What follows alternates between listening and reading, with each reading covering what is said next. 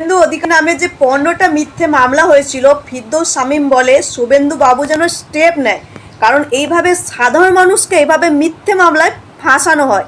শুনে নিন। দ্বিতীয় হচ্ছে, আজকে 15টা এফআইআর কোয়াস্ট হয়ে গেছে। দ্যাট মিনস ওই 15টা এফআইআর এমন কোনো মেটেরিয়াল ছিল না যেটা অফেন্সটা কনস্টিটিউট হয়।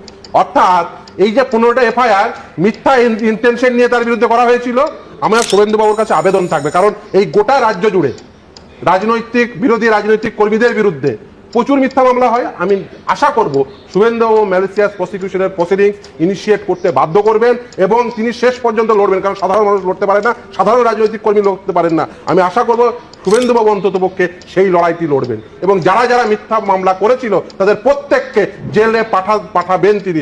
কারণ ম্যালিসিয়াস প্রসিকিউশনের ক্ষেত্রে যদি সাধারণভাবে 5 বছর, সর্বোচ্চ 2 লক্ষ টাকা, মানে 2 লক্ষ টাকা বা উভয় হতে পারে, আর যদি ডেথ বা লাইফ ইমপ্রিজনমেন্টের মতো কোনো প্রভিশন থেকে থাকে সেক্ষেত্রে কিন্তু 10 বছর জেল। ফলে এই যে যারা যারা এই মিথ্যা অভিযোগ করেন, যে দলের কথা শুনে একটা মিথ্যা অভিযোগ করে দিলাম, তারা কিন্তু ছাড় পাওয়ার কথা নয়, সাধারণ মানুষ করতে পারেন না। আমি আশা করবো শুভেন্দু